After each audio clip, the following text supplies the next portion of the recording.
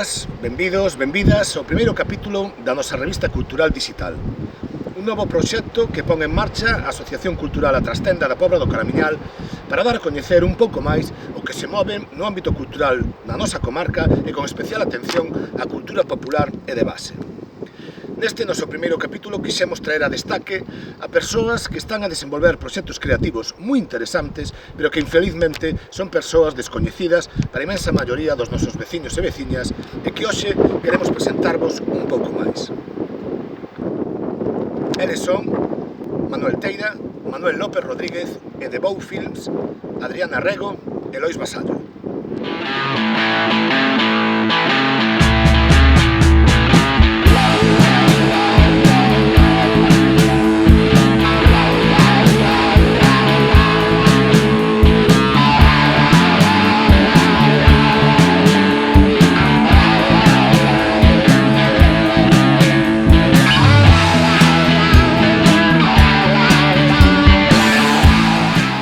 Comezamos con un autor pobrense que podemos definir como un creador total, Manuel Teira. Vinculado desde moi novo ás vanguardas artísticas e a proxectos culturais, Manuel Teira desenvolveu dende a década dos 70 unha longa actividade cultural. Poeta, colaborador da revista universitaria Adorna, autor do poemario Detido nos confins e partícipe de diversos e variados colectivos. Pintor e escultor, con numerosas exposicións tanto na Galiza como noutros lugares do mundo como Nova Delhi, Madrid ou Nova York. Imos escoitalo agora nunha entrevista realizada no inverno pasado no seu estudio da Pobra do Caramiñal. Manuel Teira. Estamos aquí no seu estudio da Pobra do Caramiñal con Manuel Teira. Poeta, escultor, pintor, ilustrador, vamos, un creador polifacético. Manuel, ti como te definirías? Hai algunha disciplina na que te sintas máis cómodo ou que sexa máis central para ti? Bueno, eu debo de dicir que a arte ten unha certa globalidade, ten un camiño tamén que se dimensiona un pouco a veces a través da propia manifestación, é dicir, non é tan complexo pintar, tampouco é tan complexo facer escultura, e tamén este exercicio de reflexión que está alrededor das esculturas e dos cuadros evidentemente tamén se leva a pensar e polo tanto tamén é doado escribir. Quero dicir que xuntar todos estes elementos pode parecer unha cousa visto desde a parte externa complexa, pero realmente é bastante máis doado do que parece, ou polo menos eu miro así, porque non podería, sin unha cousa, non podería avanzar, non podería quedarme como si me faltara un chanzo dunha esqueira, non? Polo tanto, creo que ese complemento é necesario para poder é perfectamente asumible, é necesario tamén para a exploración do mundo da arte. Moi ben. Ti empezache moi novo, non? Polos anos 70, empezache a tua vinculación co mundo artístico e cos proxectos culturais. Que foi o que te empuxou a entrar no mundo creativo? Que foi eso que de dentro te impulsou ou de fora? Non sei, contanos un pouco. É complexo. A ver, todos temos inquietudes, non? É curioso, creo que todo o mundo ten inquietudes, o que pasa é que hai algunhas inquietudes que se van quedando no camiño, por lo tanto vanse convertindo un pouco en elementos finiquitados, pero eu sempre, desde rapaz, tuve unha gran vinculación co mundo do dibuixo, sempre me interesou moito, interesaron os libros, curiosamente nunha época onde non había libros, interesoume o dibuixo e sempre me mantuven moi paralelo a esa parte, aínda nun lugar onde non había escola para poder aprender a dibuixar, onde non había era unha situación casi de posguerra, non exactamente, pero bueno, falamos dos anos 60, era unha situación complicada, e bueno, eu continuei aí, e cada vez fun explorando camiños e buscando a persoas que pensaran un pouco como a mí. E mira, contanos un pouco así como foron todos estes anos, no sentido de, para ti, que fitos creativos sinalarías na túa obra en todo este tempo? Que cuestións, facendo así unha retrospectiva, dirías, pois isto foi, por decirlo de alguma forma, non o máis importante, pero sí o millor, o que significou neste descurrir creativo tuvo relevancia para ti? Bueno, eu sou unha persona moi influído pola arte europea. É dicir, a arte, os conceptos da arte, o quedarte nun lado ou pegares un salto e quedarte en outro lado. É dicir, ou teres un enfoque tradicional, ou teres un enfoque máis vanguardista. Isto non é fácil, nin é doado chegar a nin a asumilo, nin siquiera a pensalo. Pero, bueno, eso sí que o tuve sempre claro. Entonces, decidín apostar por unha arte moito máis aberta, unha arte que tuvera moito máis que ver ca arte europea, na que nos movíamos un pouco do que éramos fillo, daquela arte de Picasso, incluso a arte americana, de Rocco, de Paul Klee, de moita xente, a propia escola da Bauhaus, que foi moi importante, e ir un pouco, de alguma maneira, bebendo de todas estas ideas. E logo, claro, ao fin e ao cabo, tes o teu territorio. O teu territorio tamén forma parte da túa maneira de manifestarte. Entonces, bueno, sempre hai cousas que están no territorio. Como tamén sempre hai cousas que, dentro do meu punto de vista, deben de ser sociales, deben de ser reivindicativas. Entonces, creo que o artista está un pouco para recoller un pouco todas esas fórmulas, aínda que o discurso final, ou o discurso intermedio, ou o discurso iniciático non sea fácil, non sea doado, non? Pero, máis ou menos, eu vexo por aí as cuestións. En estes anos de vida artística, como decirlo, como preguntarcho, de que te sintes máis orgulloso, ou cales foron así os momentos de maior recoñecemento ou de maior unha obra así da que te sentiras máis orgulloso? Quero dicir, en todos estes anos, non, tuveche exposicións en Nova York, en outros sitios, quero dicir, houve momentos importantes, non? Como artista, quero dicir, que destacarías en todos estes anos? Bueno, a ver, en primer lugar, ser artista é disfrutar, é sentirte, estar, de alguma maneira, por dicirlo así, nun estado, é un estado. É dicir, un artista é unha persona que non pode ser artista ahora, deixalo e mañán volver a retomalo, non? Tens que vivir un pouco con ese espírito alerta das cousas. Entón, sabes perfectamente hacia onde te diriges. Sabes perfectamente que ser artista vaiche a causar un problema de tipo social, un problema a veces de admisión. Aí vai haber xente que non vai estar de acordo contigo, vai haber outra xente que vai a decir outras cousas. Por lo tanto, ti o que tens que ter moi claro que se te queres dedicar a arte ten que estar por enriba de todas esas cuestións. Vas a vender, algunhas veces, outras veces vas a pasar moi mal. Entón, é un camiño un pouco suicida en ese sentido. En canto ao que ti acabas de apuntar, pois eu creo que sí, o meu momento... Tuve dous momentos importantes, que foi a creación do Sereo de Barbantia de bronce, para os premios Barbanti, e tamén a esa exposición no Centro Nacional en Manhattan, en Nova York. E, bueno, creo que iso que marcou de alguma maneira aí dous camiños, dous polos aí que ao final se van xuntando e que camiñan paralelos.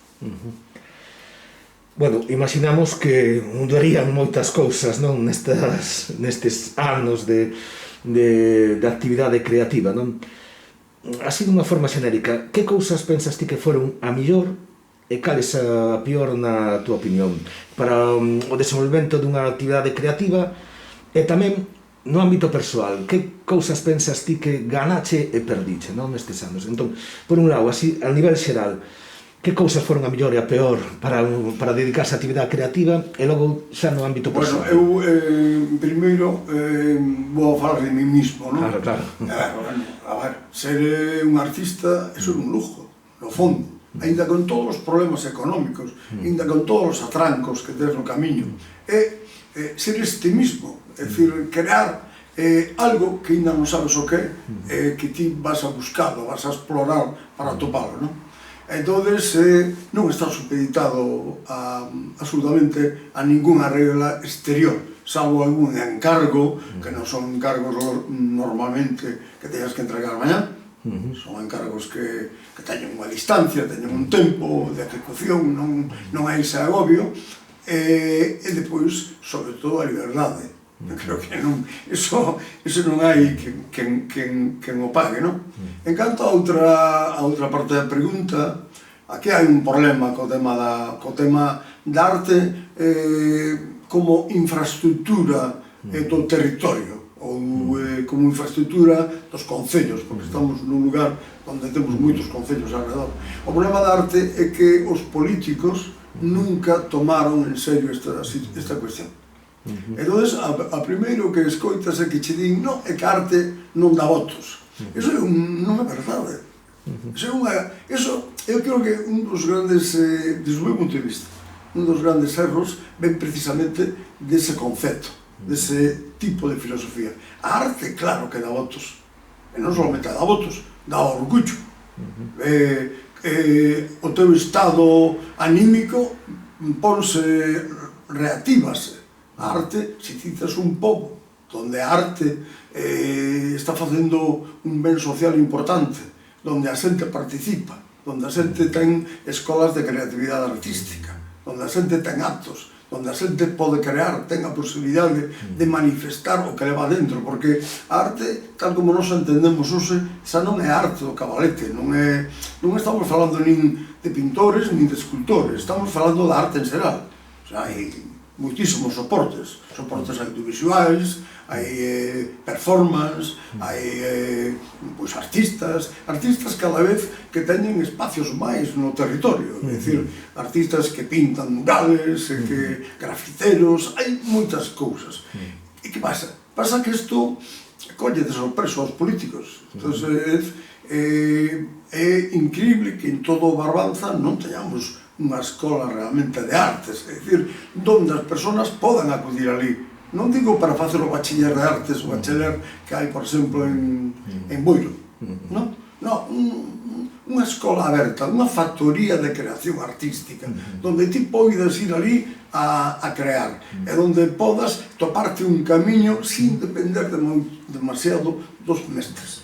Entón, en ese sentido, eu creo que necesitamos un esforzo importante, necesitamos orzamentos, propiamente, que falen de arte, para que ti podas ir a unha exposición e para que un señor que vai a montar unha exposición a un concello que lle vas a participar con el e vas a prestar unha labora cultural durante un mes, pois ese concello tamén se mole co artista, poida de alguma maneira axudarche a montar a exposición, a pagarche a gasolina, a algunhas cousas. É dicir, hai que mollarse e hai que facer un proxecto. Sin proxecto non son a ninguna parte. Iso é o primeiro, non? Para facer a casa necesitas facer o plano. E se non hai plano, a casa sale feito un perogrullo. Entón, isto é importante. E, bueno, poderíamos seguir falando moito máis destas historias, e eu creo que o que había que facer era ter a vontade de falar cos artistas, ir recollendo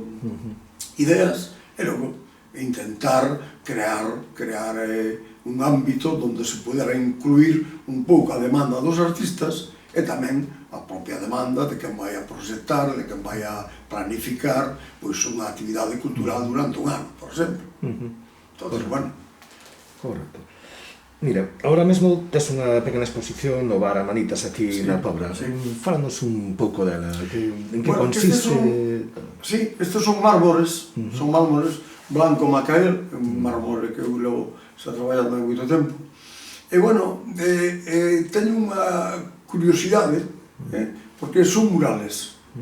Entonces, bueno, normalmente os escultores traballamos con pezas en 3 dimensións, pero facemos moi poucos murales.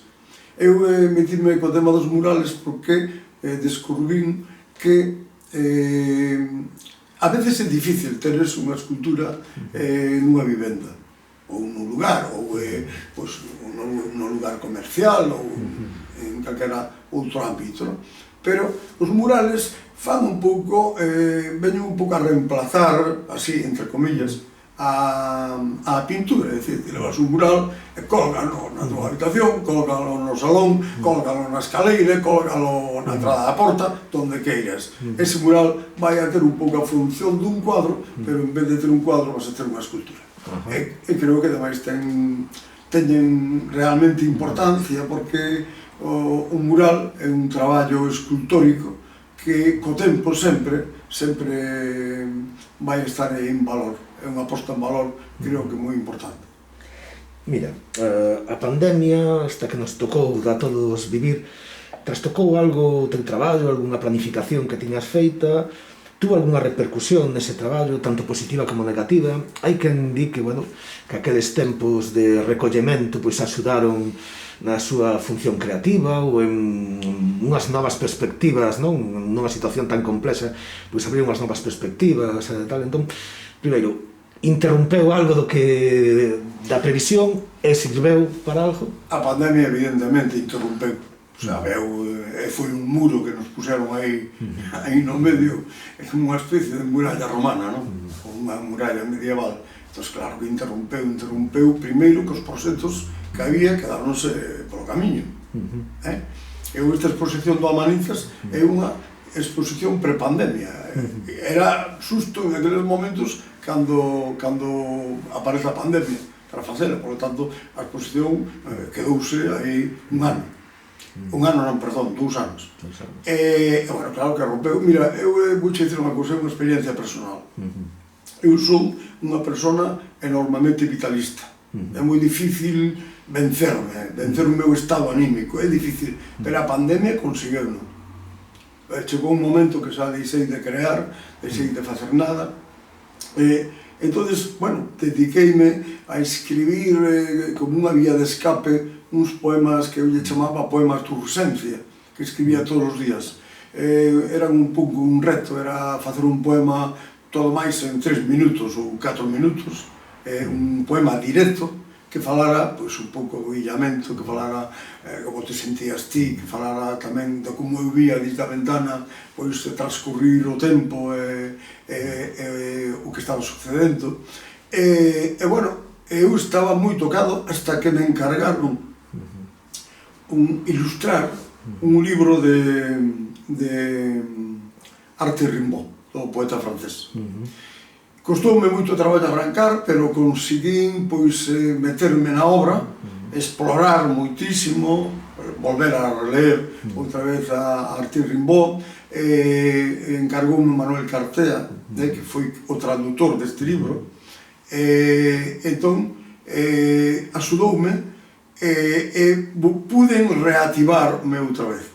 Aí a pandemia tamén entrou un pouco tamén como un problema, porque non se pudo facer nin a presentación do libro, nin a exposición. Por certo, que o libro, xa que estamos aquí, isto é un libro moi original, moi interesante, que xa está editado, xa está nas librerías. Bueno, a mí sí me tocou, eu non podo dicir que a pandemia, que o recollemento te axude a crear, non sei, a buscar ideas novas e tal. Eu creo que as ideas, dicía Picasso, as ideas veñenche cando estás traballando, non? Non se, a xente normal non somos nin frades, nin monses, nin nada. Somos, polo tanto, debemos un pouco a actividade. Se non hai actividade, ti quedaste, porque que vas a facer mañá?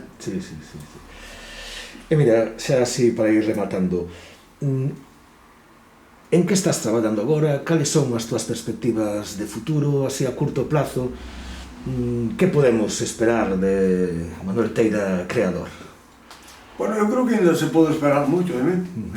Vou xa tendo anos, pero creo que se pode esperar. Pero non tanto a longo plazo, sino así a curto plazo, no que esas agora as previsións así sí, vamos a ver, que podamos ver, así unha nova exposición, algo. Agora inmediatamente teño algúns encargos que teño que botar fora, o tanto é bo, encargos é bo. Teño algúns encargos, teño varias cousas escritas, porque eu realmente, bueno, son escultor, son pintor, en fin, traballo en bronce tamén, fixe moitas cousas, pero eu realmente son un poeta, eu sinto un poeta que fai escultura, un poeta que pinta e tal, e teño moitas cousas escritas, entonces agora, este ano que vai intentar, este ano, o que estamos comenzando o ano, intentarei, pois nada, intentei publicar algo, e teño dous proxectos para dúas exposicións que xa os teño preparados para empezar a pintar. As ideas están elaboradas, está todo o material disposto, non é máis que poñer, dedicarlle traballo, dedicarlle tempo físico para que todos esos proxectos e as obras saia para adiante. E creo que son moi interesantes. Moi ben, pois esperando poder coñecer toda esa creación que estás facendo, pois agradecerche que atenderas a nosa chamada e que atenderas para responder a estas preguntas a esta pequena entrevista. Bueno, Manel, eu estou aquí para o que faga falta, encantado de colaborar para calquera outra cousa. Ao fin e ao cabo, levo colaborando no mundo da cultura desde que era un rapaz, e bueno, creo que todos temos que botar unha man para que entre todos ir artellando de alguna maneira un bo edificio cultural, polo menos para o futuro. Efectivamente. Así que moitas gracias. A ti.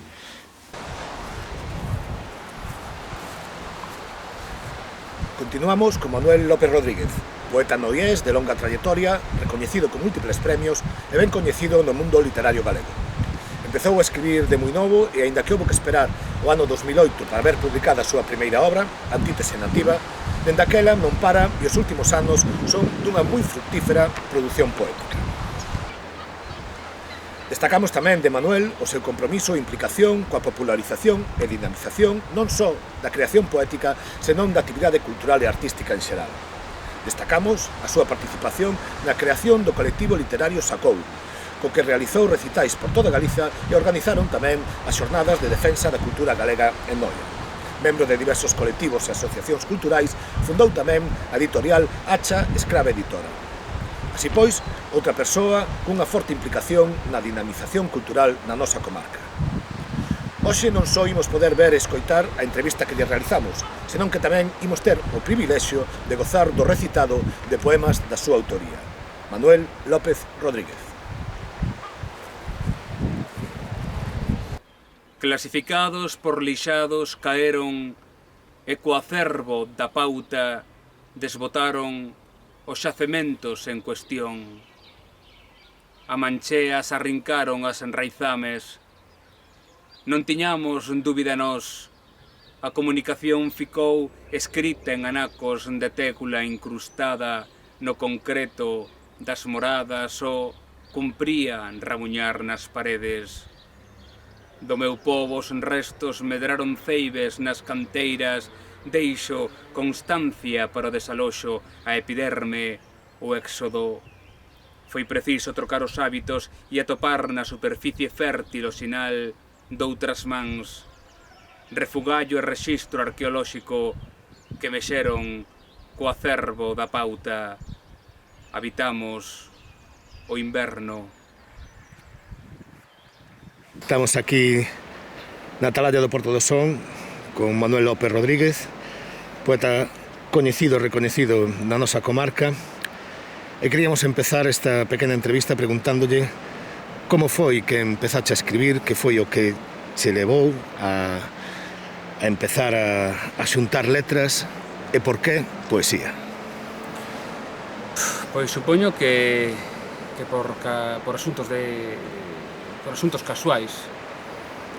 Comecei a escribir poesía despois de asistir a unha clase de literatura cunha profesora do instituto que, bueno, naquel día lembro que esmiuzara un poema en clase, en concreto un poema de Rubén Darío, Eu nunca na miña vida lera poesía, por suposto que nunca na miña vida escribira poesía, mas aquel día impresionoume o xeito no que aquela profesora tiña de desvelar, non? O entramado daquel poema, e para mí foi toda unha revelación. De súpeto descubrín que había un mundo detrás diso que damos en chamar poesía. Eu creo que dende aquel día quedei prendado, non só como autor, senón como lector. Ese mesmo día, desde o domicilio de meus pais, desde a xanela que dá unha rúa do barrio de San Lázaro, unha rúa bastante escura, pois collín unha libreta e puseme a escribir, pois sí, casi de xeito espontáneo, a ver se eu podo facer algo semellante ao que demos en clase, e a verdade é que bueno, que saiu aí algo que me gustou, e o que comezou casi como un experimento espontáneo, eso, como algo inesperado, pois converteuse nun oficio ao longo prazo. Claro, estou falando de cando eu tiña 16 anos, era moi novo. Por que poesía e non outra cousa? Pois supoño que polo mesmo motivo, non? Pois cadrou que aquel día pois Mabel, que era esa profesora en cuestión, pois estivera na clase pois desvelando os segredos, o entramado daquel poema, e que me impresionara tanto. Mira, dende Antítese Nativa, o teu primeiro libro publicado, hasta este último, Para que non me esquezas, o Premio de Poesía Avelina Valladares, van varios xa poemarios escritos. Pensamos que eres un poeta novo, tes unha produción moi prolífica, non? Contanos un pouco. Ti veste así ou saleche natural? Algún proceso de selección ou... A ver, eu ante todo vésome como poeta. Disto falo moito, e sobre todo nas redes e con amigos, non? Que parece como que é un delito considerarse do oficio que desenrolas, non? Non hai ningún problema en que un electricista se considere electricista ou que un carpinteiro se considere carpinteiro, non? Mas si hai unha especie de vergonza, non? De que aquela xente que desenrola o oficio da poesía se considere poeta. Eu si mo considero precisamente non por cuestións nin sequera románticas ou por cuestións espirituais, senón simplemente porque escribo poesía. Poeta é aquela persona que escribe poesía. Por tanto, si mo considero. Certo é que para desenrolar un oficio tes que dedicarlle tempo a ese oficio. Xa desde hai moito tempo non considero o exercicio da poesía como unha afición que desenrolo no meu tempo libre. Dedícolle aquelas horas como se fose o meu traballo, e ben, isto xa desde hai bastantes anos. Evidentemente, cando comezas a escribir con esa idade tan moza, con 16, 17, 18 anos, pois bueno, escribes un pouco pois para relatar o que che acontece, o que ves, o que te chama a atención, mas a medida que pasa o tempo, pois, bueno, ao menos no meu caso, sí que foi tornando pouco a pouco nun oficio, nun segundo oficio. Se eu lle dedico 7 ou 8 ou a veces 9 horas a traballar nese oficio que me dá de comer, como non lle vou dedicar 3, 4 horas a maiores neste outro oficio que quizáis me define moito máis que o primeiro, non? Sobre a evolución que puiden ter desde ese primeiro libro, desde Antítese Nativa hasta este Para que non me esqueza, pois eu aquí sí que separaría os libros que teño escritos dos libros que foron publicados, non? Teño moitos máis libros escritos daqueles que se publicaron, e máis, a orde na que se van publicando os libros non corresponde á orde na que os libros foron escritos. Sen ir máis lonxe, no ano 2021 saiu publicado o libro Nas pulsacións, na editorial Espiral Maior. Ben, pois ese foi un libro que rematei de escribir polo ano 2013 aproximadamente. Saiu publicado no ano 2021. Desde aquela xa hai outros libros, hai outras obras. Entón, os libros non se van publicando en orde segundo os vou escribindo. Vanse publicando dependendo das circunstancias e de se sale algún premio, de se unha editorial está interesada no libro. Entón, si é certo que a través dos libros publicados é moi difícil, ao menos é o que eu penso, ver unha evolución, porque claro, é casi como andar para atrás, para adiante, mas quizás eu non son a persoa máis adecuada, non, para decir se existe unha evolución. Sí que existe, evidentemente, non? Máis que unha evolución, a min interésame moito cambiar, interésame moito a mudanza, abúrreme moito eses autores, non só poetas, non? Músicos, pintores que pasan toda a vida, unha gran parte da vida, desenrolando un mesmo tema, facendo todo exactamente igual, repetindo incasabelmente unha e outra vez o mesmo. A min gústame cambiar, gústame finalizar un libro, deixalo de lado e comezar a facer unha cousa completamente nova. É casi como un recto, pero en realidade é tamén o que me atrae, o que me interesa, o que me leva a seguir traballando. Tamén é certo que os libros si gardan certa relación entre eles, incluso tendo a aglutinar os libros a veces en trilosías. Neste libro, por exemplo, nas pulsacións, acontece que ven sendo o terceiro libro dunha trilosía que comeza con Antítese Nativa, que despois continuaría coa demarcación do volcán e agora con as pulsacións, non? Mais, por exemplo, libros como Vanguarda Hule, Rompe, que xa o propio título di que pretende romper con todo o que estaba facendo antes, ou libros, os libros da serie da Sombra, que chamo eu como Para que non me esqueza, ou Desde onde non nace, son libros que non teñen absolutamente nada que ver, son libros completamente diferentes que incluso poderían pertencer a autores diferentes, claro. Algo xa comentache, pero contanos un pouco como enfrontas o proceso creativo. Polo que te teño lido, eres dos que remoen cada poema, daslle volta, buscas a palabra esa que pensas que ten que acontecer. Non eres, polo tanto, un poeta impulsivo a golpe de inspiración, senón ou tamén ten que haber algo. Contanos, como é ese proceso creativo? A ver, para min o importante non é o que está escrito, senón o como está escrito. Eu non considero a arte, non só a poesía, a arte en xeral como un medio para dicir cousas, porque para dicir cousas non necesitamos facer poesía. En realidade, para dicir cousas non necesitamos pintar cadros nin compoñer cancións, basta con dicilas. Temos un arma fabulosa que é a arma da linguaxe, non é necesario facer arte pois para dicir nada.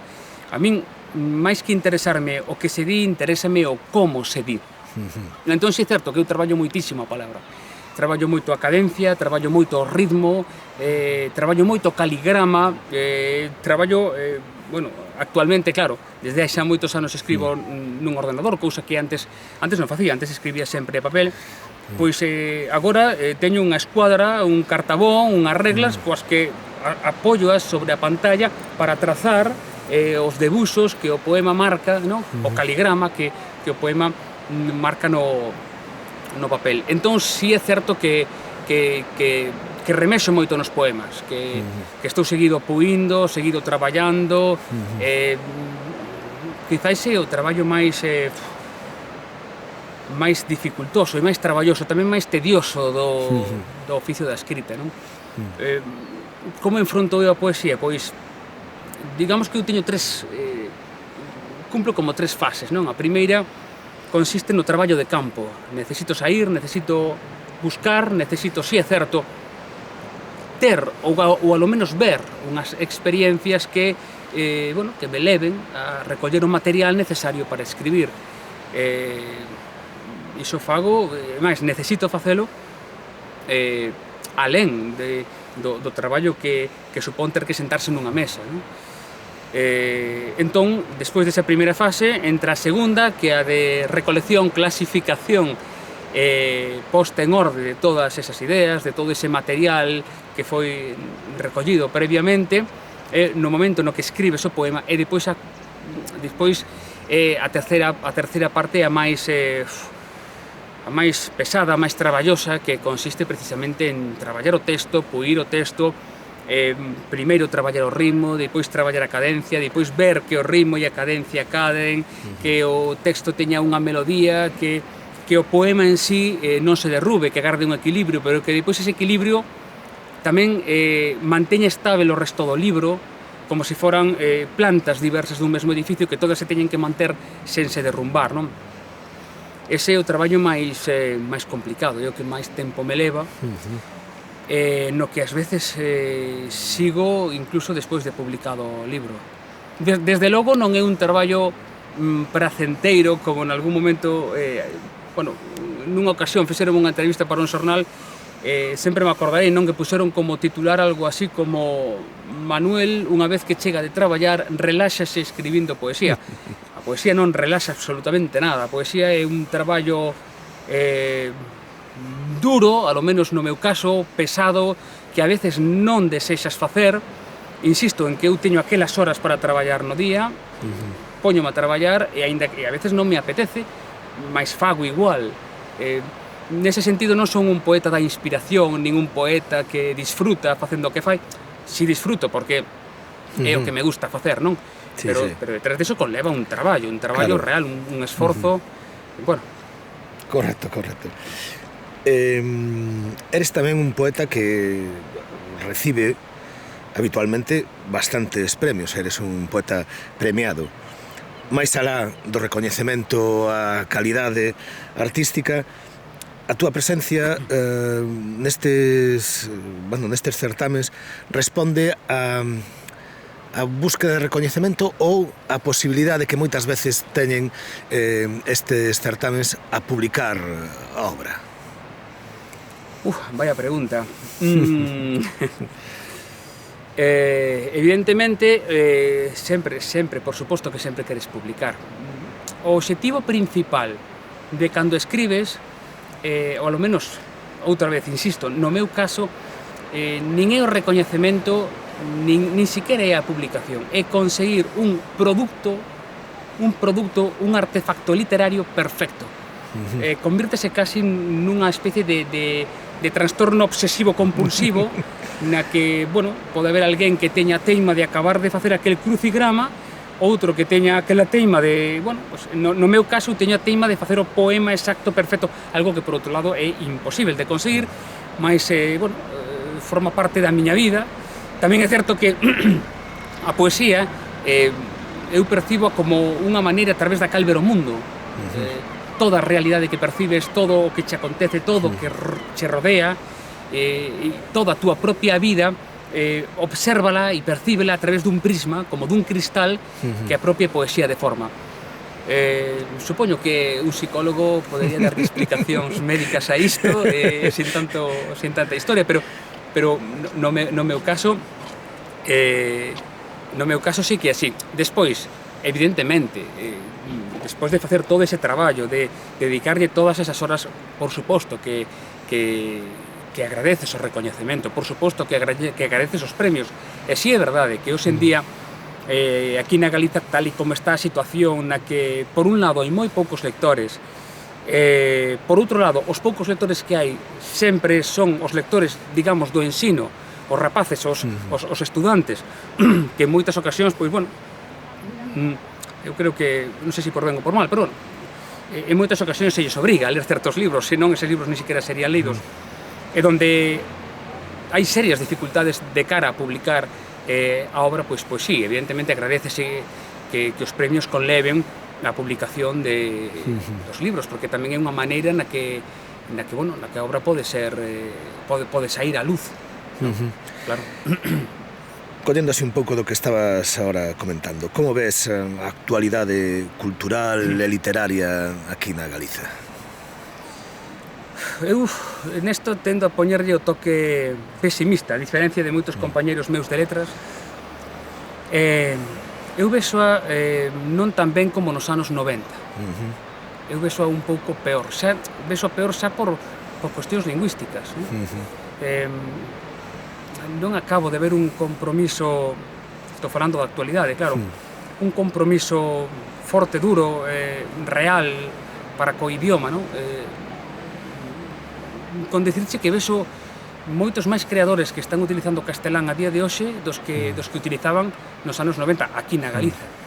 Si é certo que hai moitos poetas, si é certo que hai moitos escritores, mas non sei, o mellor nisto estou errado, pero eu vía como máis movimento cultural, máis interés, máis piña, máis gañas de incluso de vencellar a poesía, o feito da resistencia pola lingua, que é un tema que a min me interesa moito, pois nos anos 90. despois tamén hai outra cousa, e iso non é só de agora, iso acontecía tamén nos anos 90 e acontecía tamén nos anos 80, que era o tema das temáticas, non?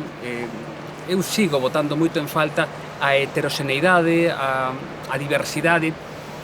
Outros dirán que non é así, mas a min pásame como lector, non só como escritor, de chegar a unha librería e coller 5 libros de poesía galega ao chou e atopar que os 5 libros falan exactamente do mesmo, non? Supoño que non é algo novo, son as modas temáticas, mas é unha pena, eu creo que iso empobrece a literatura. Gustaríame coller 10 libros de poesía ao chou nunha estantería, nunha librería e que os 10 fosen diferentes, non? E gustaríame que as editoriais se comprometesen niso. Gustaríame que nos premios literarios se premiase desde a diversidade, non? E que se premiase máis pola calidade e pola estética dos textos máis que polo tema desenrolado, cousa que a veces acontece. Non digo que sempre, claro, mas vese bastante, vese bastante.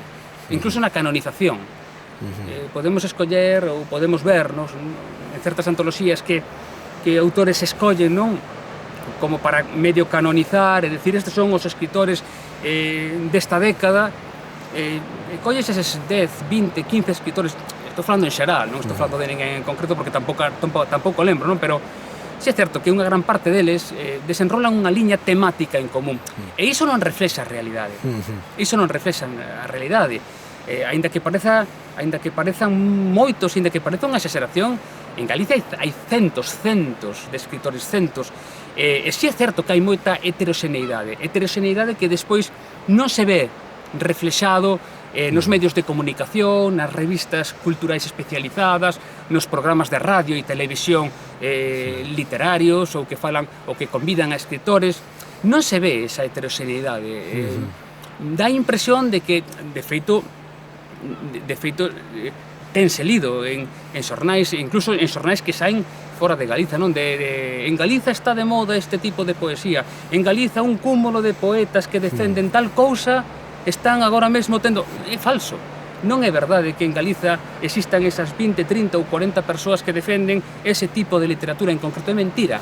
Na Galiza hai centos de persoas que escriben desde a diversidade, que escriben de cousas ben diferentes. Que pasa? Que si é certo que desde os medios de comunicación, desde certas editoriais, desde incluso certos premios tamén, eu tiven a sorte de que estes 2 anos me caixen uns cuantos, certo é, mas si é certo, non, que se está facendo unha especie de, ou cando menos se estivo facendo até agora, unha especie de canonización non da diversidade da literatura, nin siquiera tendo en conta a calidade da literatura, senón máis ben tendo en conta un ou 2 temas que compría defender, non? Era como poñer a literatura ao servizo de certas cousas, de certas propostas, porque así tiña que ser. E eu creo que eso empobrece moito a literatura. Non teño nada en contra de esas propostas, sexan cales sexan, non teño nada en contra desas propostas, mas sí creo que non son as únicas e debería darse voz a todo o abano de posibilidades que, bueno, de posibilidades e de obras reais que existen. Falamos, insisto, de centos de poetas na Galiza. Non somos 20 ou 30, somos centos. Sí. Xa para ir rematando, contanos un pouco así, a curto plazo, que podemos esperar de Manuel López Rodríguez como poeta? En que estás traballando? Eso, que podemos agardar no breve prazo? Pois, sobre todo, estou traballando. E iso, insisto, fago desde hai moitos anos. Estou sempre escribindo, certo é. Teño algún que outro proxecto musical. Estiven hai un par de anos tamén traballando con as pinturas, coa fotografía, e sempre traballando tamén na poesía. O que si teño claro é que non vou a repetir o que fago, ou se o repito voulle dar unha volta, o que si buscarei serán sempre novos camiños. Aburriríame moitísimo estar repetindo unha e outra vez o mesmo, mas, non sei ata onde chegarei. Sei o último libro que escribín, que nin está publicado, nin ten trazas de ser publicado por agora. mais non sei a onde chegarei co seguinte, de que vou facer algo diferente desde logo, porque é o que me interesa, claro. Pois moitas gracias por atender aquí a chamada da Asociación Cultural A Trastenda e vémonos na próxima. Nada, grazas a vos.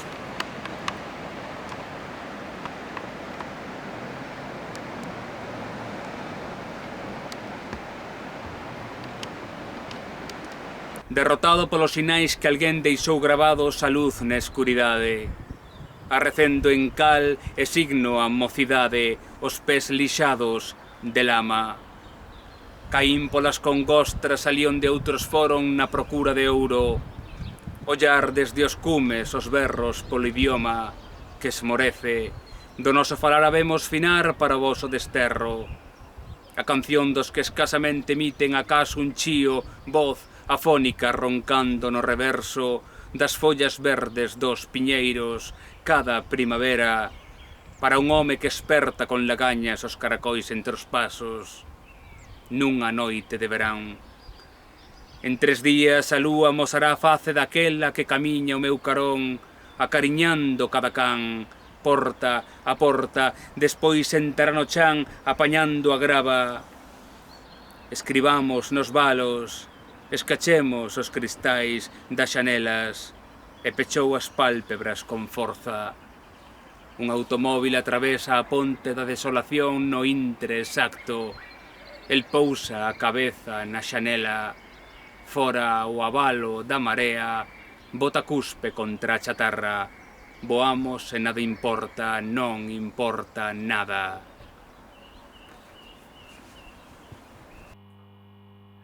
Rematamos o primeiro número da nosa revista cultural digital presentándovos un interesante proxecto creativo fundado na Pobra do Caramiñal, Bow Films.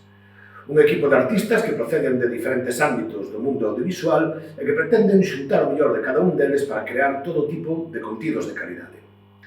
A nosa asociación, a Trastenda, ten unha especial relación con Bow Films. No noso centro social, na Trastenda neste que estamos, foi onde se gravou unha das súas obras máis referenciais, A Partida.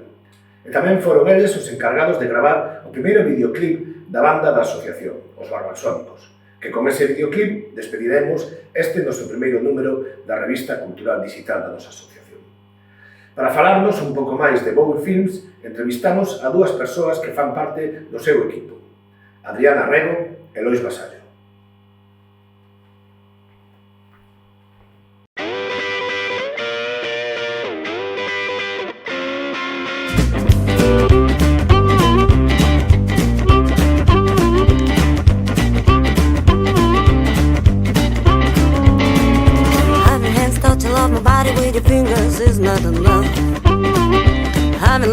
Every part of my body is not the move.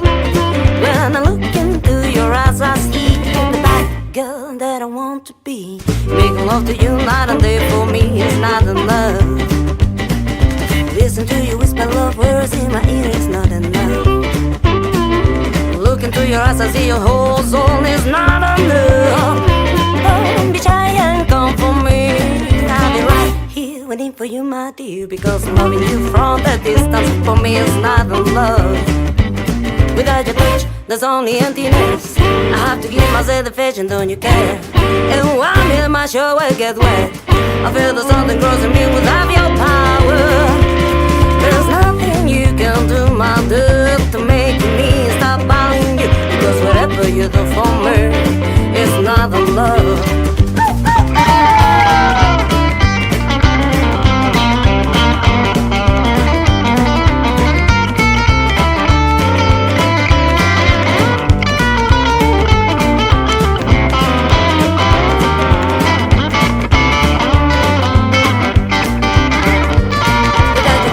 There's only emptiness. I have to give myself the fashion, don't you care? And one in my show I get wet. I feel the something grows in me without your power. There's nothing you can do, my dad, to make me stop loving you, because whatever you do for me is not enough. Because whatever you do for me is not enough. It's not enough.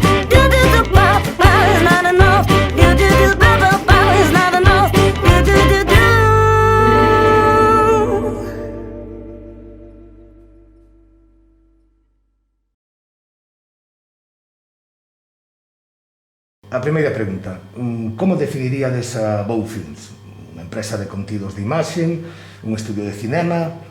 Que é Bow Films para vos? Pois, basicamente, podo definir Bow Films como un grupo de amigos, un grupo de amigos que deron un paso máis alá da amizade e empezamos a crear contido. Dentro do audiovisual. Contido do Sí. audiovisual. Non somos o formato que existe de venta de produto, ni moito menos ao revés. Queremos dinamizar e culturizar a xente sin intercambio monetario polo medio. Claro, noso fin non é realmente lucrativo, é dicir, nós non vivimos desto, todos temos un traballo máis alado de crear contido audiovisual. O que pasa é que nosa intención é amosar que realmente se pode crear contido audiovisual en galego e traspasar fronteiras con ese contido.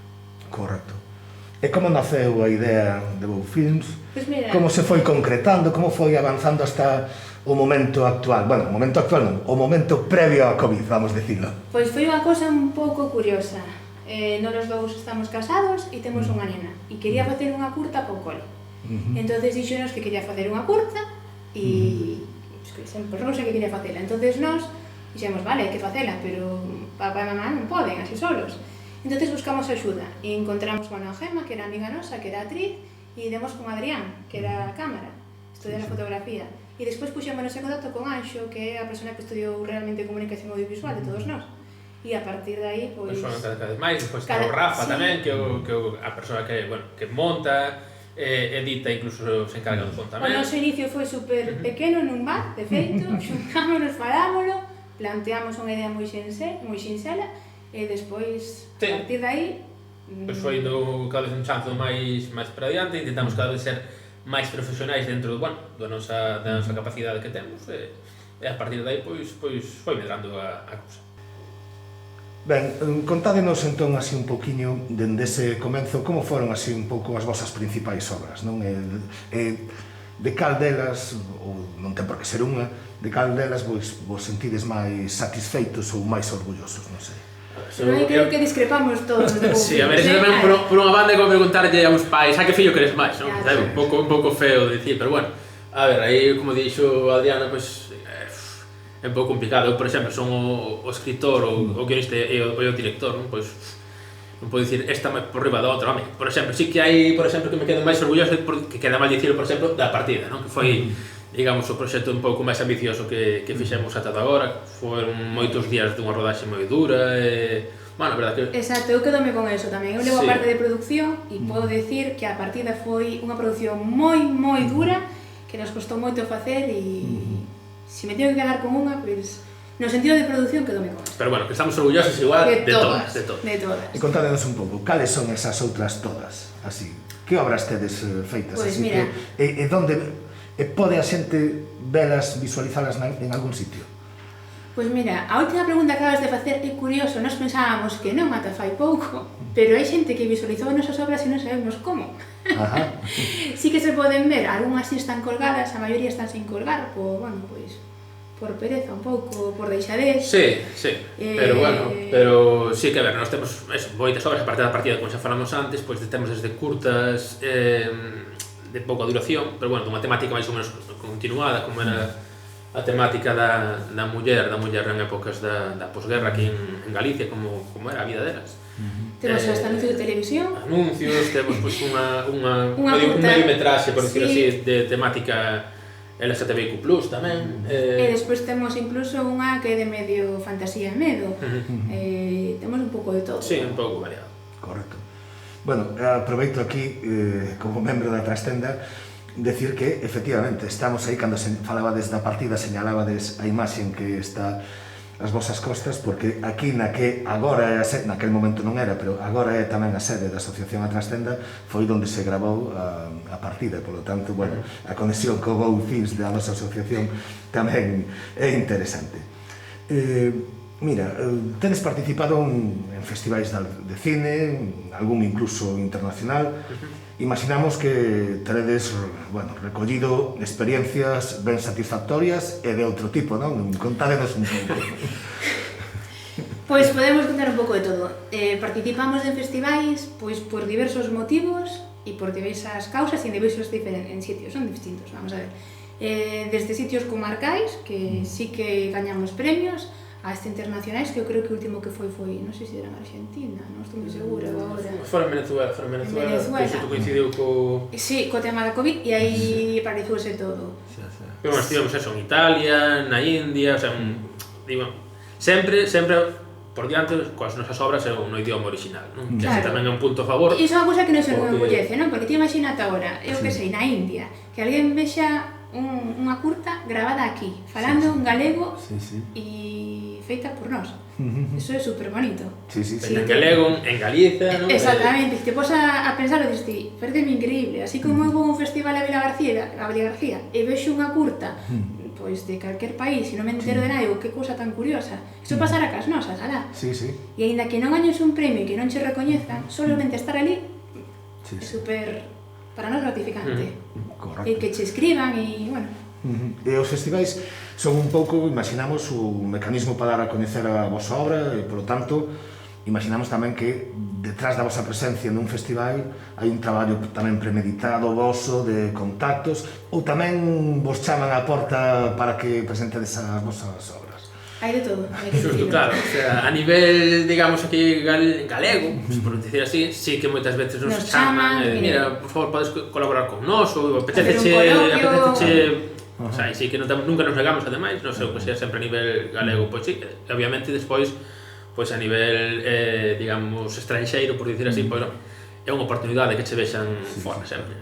Claro que é prestixio, e que non che dean un premio, pois é prestixio, obviamente estar nominado simplemente a optar a un premio, pois é un orgullo. Correcto. Imaginamos, preguntámosvos que nos contedes un pouco que será difícil, non, conseguir entrar en circuitos de exhibición comercial, en televisións, en outro tipo de mecanismos, non, de visualización dunha obra, non, do vosso tipo. Pois sí, a verdade é que tampouco nos esforzamos niso. Hai que recoñecelo que non nos esforzamos niso, porque aquí temos como cada un o seu territorio ben marcado. Hai dirección, hai fotografía, hai postproducción, producción, imaxe, bueno, todo. E o tema de posventa e venta de produto, pois a verdade é que non a tocamos. Orzamentos do Estado tampouco os tocamos, porque, bueno, tamén sabemos que é un sector, vamos a dicirlo de unha forma moi fina, que está moi... Está acotado, vale? Entonces, para que meternos a facer 1000 papeles de subvencións, cando xa sabemos que desos 10 van a ser 9 e nos vamos a quedar fora, entonces... Xa non nos matamos para eso. Optimizar recursos. Exactamente, sinceridade ante todo. Correcto. E mirade, a realización dun proxecto audiovisual así do tipo, ainda que sea do tipo que facedes vos, que son curtas, pero imaginamos que require unha preparación exhaustiva, unha optimización dos recursos bastante importante. Contádenos, como encarades o desenvolvemento e a realización dunha obra? E como obtedes os recursos, xa non só económicos, sino tamén materiais e de outro tipo, para poder desenvolvela? Como organizades todo eso? Isto é unha tarefa moi de produción. Dende onde nace a idea ata como a xestionamos e con que a xestionamos. A idea nace sempre da nosa cabeza pensante, que é Loch. Entonces, en función ao que el teña escrito, temos que comunicar, bueno, para min a produción, máis somos entes de produción, e despois as nosas cámaras se son viables ou non son viables. E postproducción, porque a veces ocurrese cousas que moi bonitas, sí, pero facer eso nós non podemos. Unha vez que estimamos o precio máis ou menos que nos vai a conlevar, eu teño que buscar os recursos que temos ao noso alcance, que nos poden prestar, e a forma que temos de conseguir ao que non optamos. É complicado, non? O seguinte. Como nos financiamos? Con axuda. Sempre con colaboración, sobre todo, bueno, pois a través incluso de empresas que nos podan... O detalle máis mínimo, eu vou poñer o exemplo que sempre usamos, que a xente, cando foi unha rodaxe, come. Sí. E se estamos facendo unha rodaxe como a partida que se grabou aquí, que éramos 40 e tantas persoas, ponte a darlle de comer durante 7 días a 40 tantas persoas. Solamente cunha barra de pan que che está dando unha panadería, xa che está axudando por unha barbaridade. Entonces, hasta o último céntimo en produción ten que estar super controlado. Claro, quer dicir que unha curta son 7, 8, 10 minutos. Dices, eso faise en un día. Pois obviamente non se fai en un día. É dicir, sempre hai unha preproducción, unha produción e unha postproducción que leva meses facer eso. É dicir, é un traballo agotador desde eso, desde crear un guión, optimizar despois ese guión aos recursos que ti tes. buscar ese financiamento, localizacións, equipo técnico, Transporte de actores, que é unha tarefa... Nos temos que decir que os actores nunca nos cobraron un peso, nos pagamos o transporte, damos de comer, unha gratificación cando foi falta, pero claro, despois a maiores pasan outros problemas. E vou poñer o caso que foi nas lavandeiras, que tuvemos unha multa de tráfico, que parecerá unha mentira, pero claro, non nos chegaba o orzamento e cando nos chegou a multa, pois tuvemos un problema. Sí, sí, claro. Non contábamos con iso, e por riba conlevou que lle quitaran puntos a persoa que iba no coche, por lo cual é moi complicado, sinceramente. E ahora que falabades así dos actores, bueno, tedes participado así con actores noves, pero tamén con algunha cara xa coñecida de certo recoñecemento así no ámbito galego, non? Como contactades con eles? Como conseguides? Está a xente en disposición de participar así en obras deste tipo ou atopades de todo? Mira, atopamos de todo. Ahora hai que dicir que os actores galegos teñen pois, un corazón que non lle escolle no peito e canto máis famosos son ou máis carreira teñen, máis se prestan a facelo. Desinteresadamente, non lles intentamos de que non se A ver, poden obviamente, pegar. ti presentas un proxecto, teñen que ler o Teñen guión, que lelo, que gusta, yo non lle gusta, pois... hai algúns que nos modifican Pero- cachos do guión, que a nos tamén nos gusta moito eso, que Claro, modifiquen, que... Pero realmente préstanse, colaboran, interésanse... E ao contrario que estamos acostumados a xente nova, é a que nos pon máis trabas. E diste, non pode ser que unha persona que este aquí lea o guión e diga sí, e outra persona que ainda non dou ningún chance na carreira profesional diga que non quer. Son unha cousa que a mí sí que me chocou cando nos pasaba eso. E a forma de conseguir estar con eles, bueno, pois é un pouco porque conocemos o mundo, lavámonos ben, e cando ti tratas ben unha persona boca a boca tamén é Claro, bueno. que dicir que é unha familia realmente, o sea, Claro. ti como todo na vida, se tratas unha persoa ben, está a gusto, pois volve a chamar e volve a estar contigo. Se ti tratas a pausa unha persoa ou con menosprezo ou o que sexa, pois obviamente non vai querer estar nunca máis contigo. Entón, é un pouco... De feito, nós vou podo dicir que todos os actores que pasaron son familia nosa. E iso é moi bonito, realmente. É moi bonito que... Pues, mañá que cresito e digan, eu fixen con Vou Fins unha curta na Porra do Caramiñal. E ti, jo, que guai, sabes? Que falen de ti, pois é moi bonito. Sí, correcto.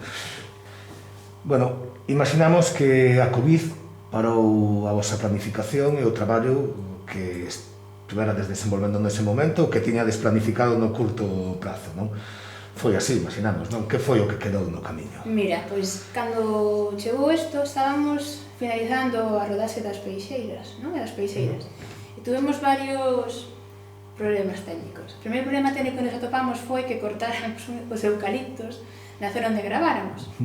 Que está moi ben que os cortara, pero foi un momento que estábamos na pandemia e que quixemos retomar e cambiaron a localización inteira. Claro. Temos que esperar para gravar a última secuencia. Tuvemos que esperar, despois do confinamento, bueno. Foi unha barbaridade, aí Sí, pasounos de todo. Entonces, despois desa, tiñamos pensado facer unha, Que xa estaba de feito, xa estaba... xa está todo preparado, de feito con esa ganou Lois un premio literario, e tamén frenamos porque o actor que iba a facer a curta non pudo nun determinado momento, despois tuvemos un brote de COVID. Despois diso, dependemos moito do tempo que haya en Galicia porque en exterior, e dependemos, vou dicir a palabra, da marea, vale? Si sube a marea non podemos rodar, e si está baixa podemos rodar, polo cual foi imposible.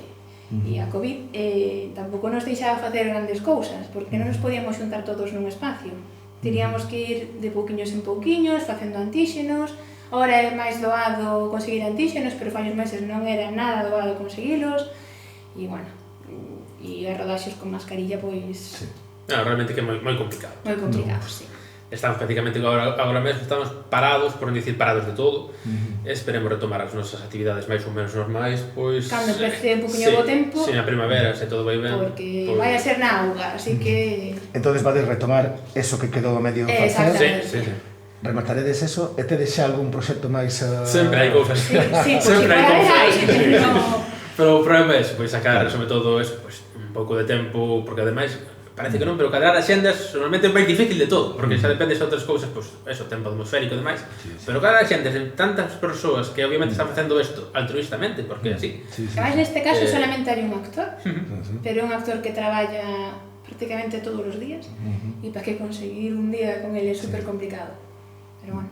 Pero bueno, A ver que pasa. A ver que pasa. Pois agardando o remate dese proxecto e os novos que veñan, pois, bueno, felicitarvos polo traballo que facedes, a verdad que aquí na Pobra, na comarca, pois aparezcan iniciativas deste tipo, pois, bueno, agradécense, ilusionan, marcan camiño tamén para outra xente pois que poda ter as mesmas inquietudes e, bueno, dende a Asociación A Trastenda, pois animarvos a seguir e agradecervos tamén pois a colaboración con nós para participar neste noso primeiro capítulo desta revista cultural da Barbanda. Grazas. Gracias.